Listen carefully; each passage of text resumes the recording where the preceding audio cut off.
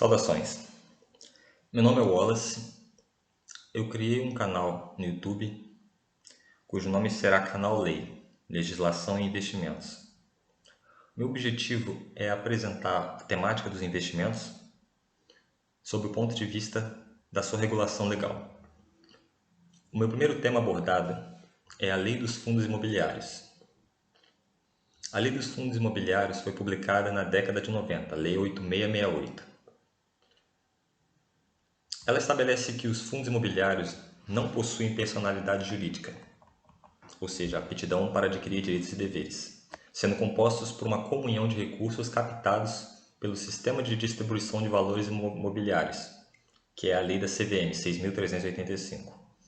A forma de constituição de um fundo imobiliário é por condomínio fechado, não havendo resgate das suas cotas, apenas a negociação no mercado secundário. O objetivo é evitar que o gestor tenha que liquidar parte do fundo para pagar o investidor. A duração de um fundo pode ser determinada ou indeterminada. É admitida a emissão escritural de cotas com instituição custodiante. Os fundos imobiliários devem ser fiscalizados segundo as normas aplicáveis aos fundos de investimento e a norma dos fundos imobiliários, a lei dos FIIs.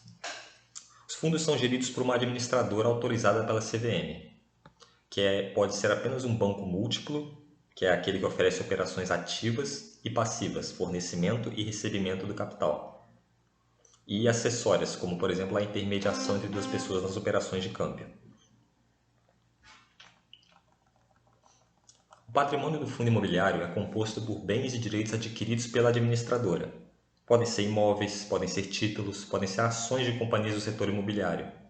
O objetivo dessas aquisições é a coleta de juros ou dividendos ou a negociação para ganho de capital. Esses bens são adquiridos em caráter fiduciário, ou seja, não há comunicação entre o patrimônio do fundo imobiliário e da administradora, pois os bens são propriedade dos cotistas na forma de condomínio, na exata proporção das suas cotas. Como os bens e direitos do fundo imobiliário não integram o ativo da administradora, eles não respondem por suas obrigações e nem são liquidáveis ou passíveis de serem postos em garantia, por mais privilegiados que sejam os credores da administradora. Isso também tem como efeito impedir a constituição de ônus reais sobre os ativos de um fundo imobiliário.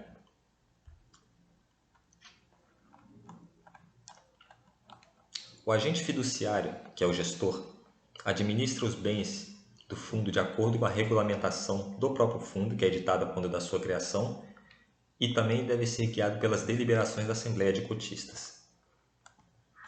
A administradora deve realizar a alienação dos imóveis do fundo, possuindo como título hábil para cancelamento ou instrumento de alienação. As averbações que atestam a incomunicabilidade do patrimônio do fundo com o da administradora também são feitas em cartório de imóveis. O fundo terá um regulamento.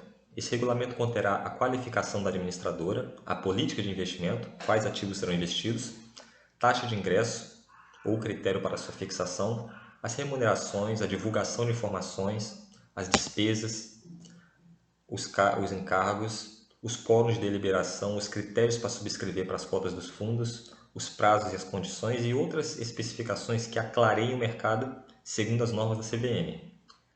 Posteriormente, eu publicarei vídeos relativos a essas normas específicas. Por último, ele deve ter critérios relativos à distribuição dos rendimentos e ganhos de capital advindos das operações do fundo.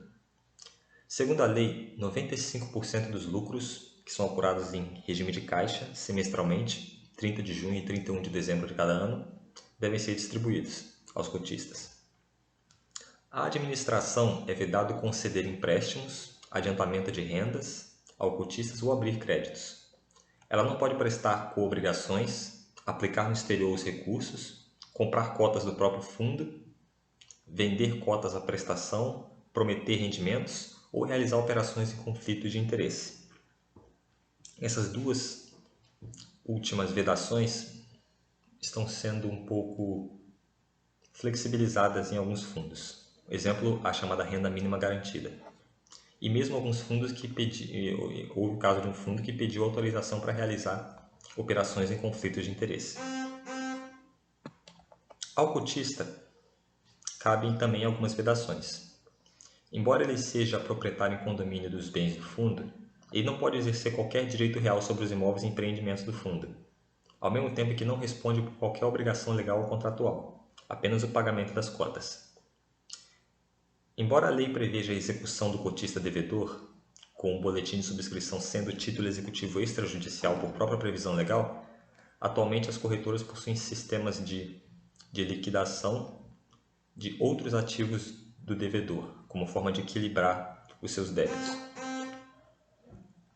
A administradora exerce funções ativas, passivas, extrajudiciais e judiciais em relação ao fundo imobiliário, tendo responsabilidade pessoal pela evicção no caso de alienação de imóveis pelo fundo.